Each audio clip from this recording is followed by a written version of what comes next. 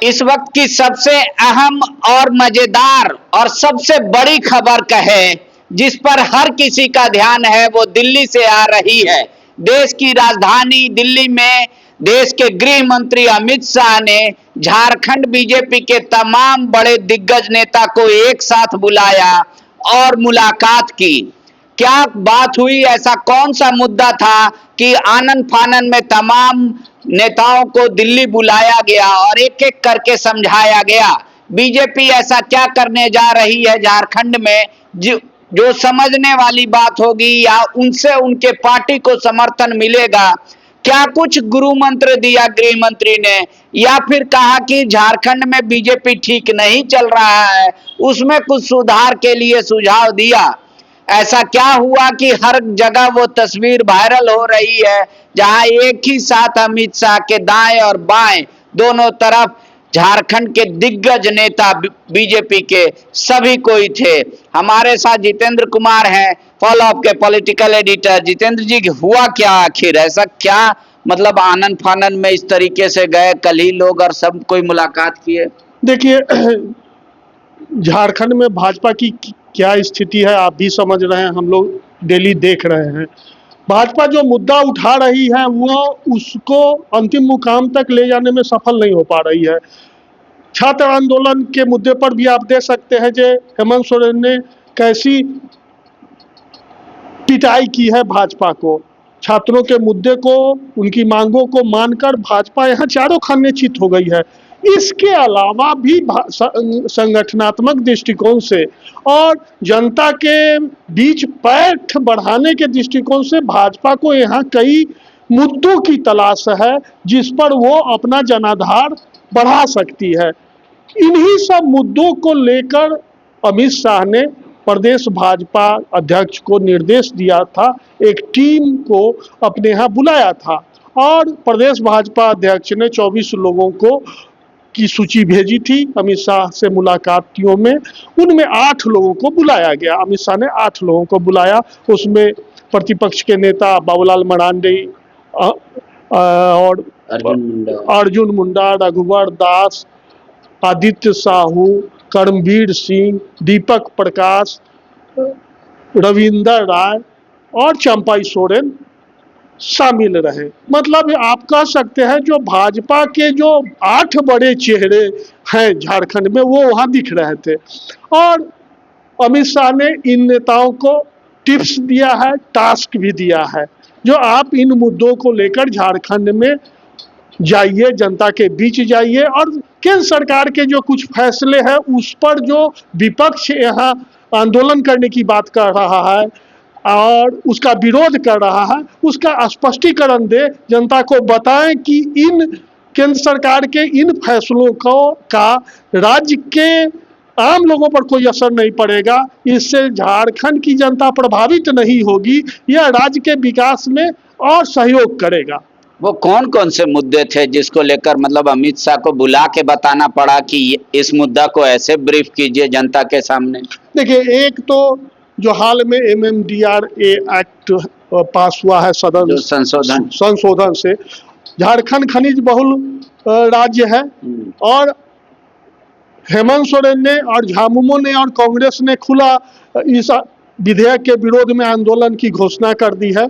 छात्र का आंदोलन अब निपट गया है। इसके बाद झामुमो, कांग्रेस जो सत्ताधारी दल है वो इसके विरोध में झारखंड में अब आंदोलन खड़ा करेगा और इस मुद्दे पर भाजपा को थोड़ा सा परेशानी हो सकती है। तो एक तो इस मुद्दे पर प्रदेश के भाजपा नेताओं को करारा जवाब देने का निर्देश दिया गया है। दूसरा, एक छात्रों का मुद्दा है, उस पर अमित शाह ने कहा है, निर्देश दिया है कि छात्रों के मुद्दे पर आप प्रखर रहिए, मजबूती से डटे रहिए और उनकी मांगों पर सरकार को झुकने के लिए बाध्य कीजिए। तीसरा है एक विदेशी, तो छात्रों के मुद्दे पे क्या ABVP या फिर भाजयुमो इनको छोड़ के बाकी छात्र वो कह रहे हैं? नहीं, मतलब छात्र की जेएनजी का जो आंदोलन हुआ है उसके बाद जो हर राजनीतिक दल जिस तरह से डरा हुआ है उसमें अमित शाह का जो डायरेक्शन है वहाँ से जब बड़े नेता लौटेंगे तो और स्पष्ट हो पाएगा।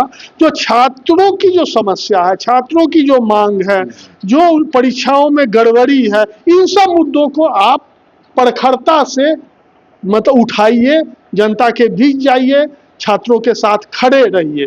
और एक तीसरा जो बड़ा मुद्दा है वो है विदेशी अनुदान जो मिलता है, जिसका को लेके FRCA विधेयक संसद में पेश किया गया था और अब वो संसदीय समिति को सौंप दिया गया है।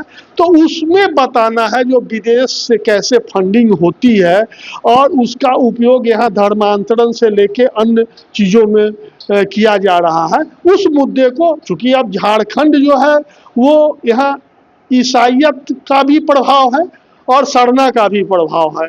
ईसाई मतदाता जो है वो भाजपा के नहीं हैं, उनके कोर ग्रुप के नहीं हैं, तो सरना को मतदाता को अपने साथ जोड़ने के लिए, उनको बताने के लिए जो कैसे धर्मांतरण होता है, उसमें विदेशी फंड का कैसे उपयोग हो, सब इन सब चीज़ों को लेकर जनता के बीच जाने के लिए कहा गया है। और एक है जो आप देख रहे हैं जो SIR चल रहा है, SIR का प्रक्रिया धीरे धीरे आगे बढ़ रही है और अक्टूबर में मतदाता सूची का अंतिम प्रकाशन हो जाएगा। और अब तक का जो आकलन है उसमें निश्चित रूप से यह दिखाई पड़ रहा है जो 40 लाख से के लगभग मतदाताओं के नाम कटेंगे।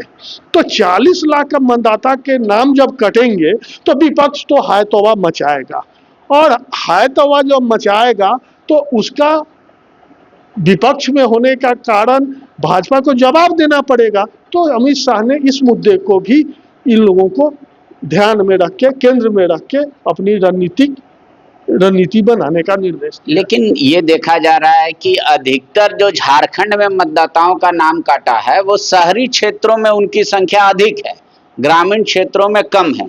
तो इसका तो नुकसान भाजपा को ही होगा अगर ऐसे देखें तो। हाँ, तो उस बातचीत में हो सकता है जो अमित शाह ने ये भी निर्देश दिया होगा, चूंकि अभी समय है, अभी नाम जुड़वा सकते हैं, नाम जुड़वा सकते हैं। आयोग ने उसके समय सीमा बढ़ा दी है, उसको बढ़ा के पहले जो 7 अक्टूबर को मतदाता सूची का अंतिम पुनरीक्षण होना था, अब उसका डेट संभवतः 19 अक्टूबर कर दिया गया है। उसी तरह जो शुद्धिकरण है, आपत्ति है, उसका समय यह भी निर्देश दिया होगा जो अभी समय है आपके पास, जो मतदाता सही अगर मतदाता नाम कट गए हैं तो उनको आप जुड़वाइए, लगिए, कार्यकर्ताओं को लगाइए। तो ये सब तो ऐसा मुद्दा है जिसपे बीजेपी, झारखंड बीजेपी घिरेगी। तो क्या डिफेंस का तरीका बताया कि डिफेंस अपने आप को कैसे करना है, या अमित शाह ने ये कहा कि डिफेंसिव होने का जरूरत ना है, एग्रेसिव होके इस मुद्दे को टैकल कीजिए? क्या उन्होंने नहीं, ये जो मुद्दे दिखाई दे रहे हैं जिन पर निर्देश दिया गया है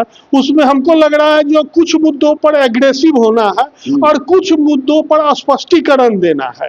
अब जैसे MMDRA एक्ट है तो इस पर एग्रेसिव भाजपा को तो होना नहीं है, उसको पक्ष रखना है जो इस विधेयक का पॉजिटिव क्या है, झारखंड को इससे नुकसान नहीं होगा। उसी तरह से आप अगर देखेंगे तो जो विदेशी फंडिंग वाला विधेयक है उस पर एग्रेसिव होना है। फिर आपको SIR है, SIR में डिफेंसिव भी है, एग्रेसिव भी है। एक वहाँ घुसपैठ का भी मुद्दा बीजेपी उठाएगी, नाम कटेगा तो कहेगी जो ये घुसपैठिए थे, जो बाहर के थे उनका नाम कटा है, और जो जिनका नाम अभी जुड़ने वाला है तो वहाँ डिफेंसिव वाला मोड में है भाजपा, जो उन लोगों का नाम जुड़वाएं। तो हर तरह का इसमें रणनीतिक टिप्स दिखाई दे रहा है।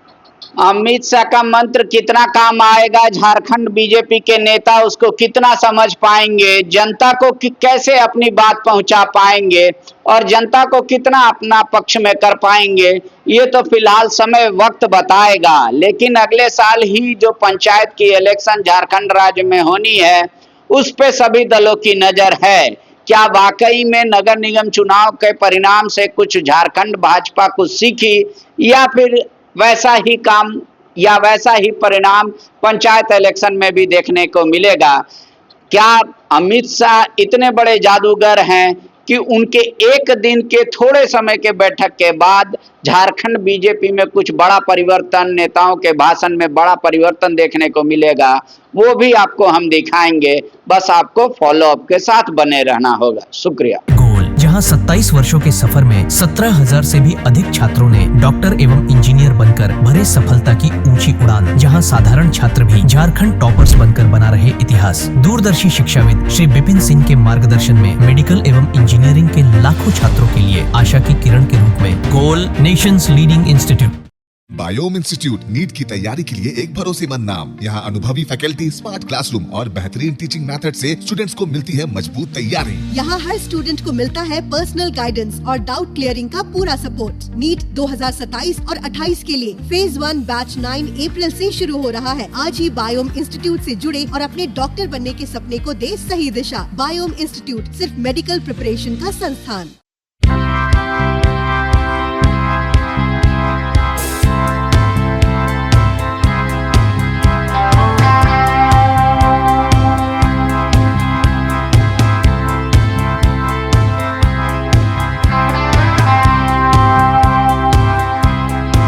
काम की तलाश है, भरोसेमंद नौकरी चाहिए? जुड़िए एएनजी के साथ, जहां श्रमिक सबसे पहले।